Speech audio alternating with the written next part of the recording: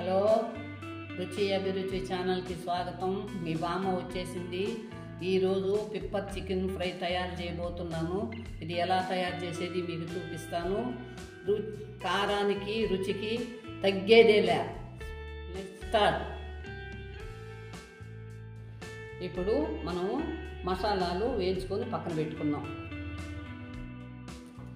ఇప్పుడు మనము మసాలాలు ఫ్రై చేసుకున్నాము. 2 స్పూన్లు ధనియాలు, 1 స్పూను మిరియాలు, ఒక 5-6 లవంగాలు, దాల్చిన చెక్క 2 ఇవి ఫ్రై చేసి పెట్టుకున్నాం.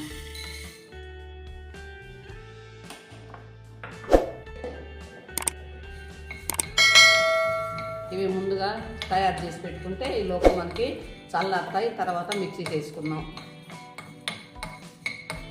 ఇప్పుడు ఇవి వేగిపోయినాయి, దించుకొని మనము ఇప్పుడు కుక్కర్ పెట్టుకున్నాం. కుక్కర్ పెట్టుకొని దీంట్లో 1 స్పూను నూనె వేస్తున్నా. కొంచెం కాగనిద్దాం. ఇప్పుడు నూనె వేడెక్కింది. పట్టా లవంగాలు, లవంగా 6, పట్టా 2, 1 స్పూను అల్లం తెల్లగడ్డ పేస్ట్, 2 స్పూన్లు ధనియాల పొడి, ఆల్కు 1.5 స్పూను, ధనియాల పొడి 2 స్పూన్లు, పసుపు 1 స్పూను, కొత్తిమీర కొంచెం, 1.5 స్పూను కారం. ఇవి బాగా ఫ్రై చేసుకోవాలి. ఇప్పుడు ఇది నేను కేజీ చికెన్ తీసుకున్నాను. ఈ చికెన్ని దీంట్లో వేస్తున్నా.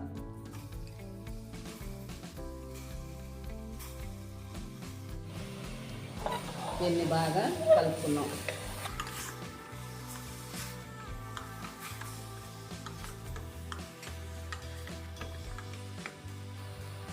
ఒక గ్లాసు నీళ్ళు పోస్తున్నాం.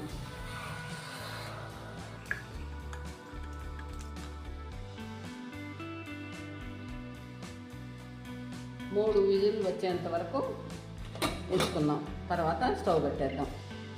తీసుకొని ఇప్పుడు పాన్ పెట్టుకున్నాం. దీంట్లో నూనె తక్కువ పడుతుంది, అందుకని 3 స్పూన్లు నూనె వేసాను. ఇప్పుడు నూనె కాగింది.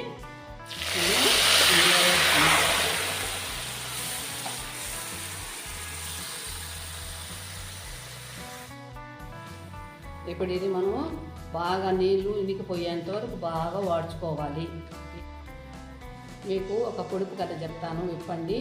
తెల్లని సువాసన గల మొగ్గ ఎర్రగా పోసి మాయమైపోతుంది. అది ఏమిటది మీకు తెలిస్తే కామెంట్లో పెట్టండి.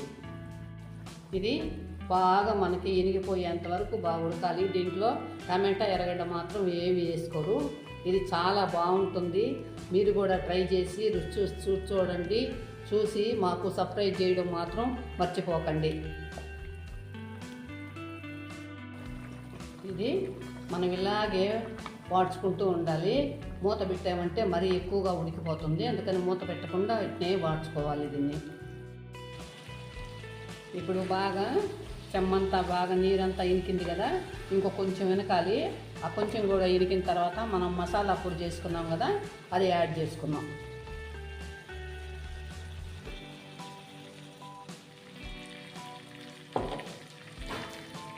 చూడండి, బాగా నీరంతా ఇంకిపోయింది.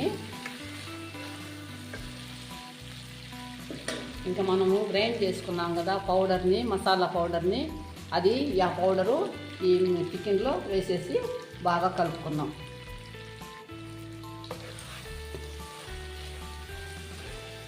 ఒక 2 నిమిషాల వరకు కలుపుకుంటే సరిపోతుంది.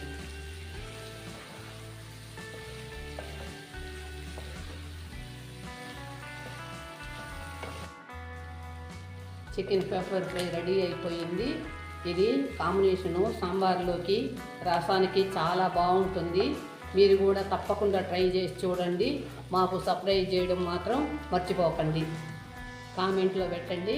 నెక్స్ట్ వీడియోలో మంచి రెసిపీతో కలుస్తాం.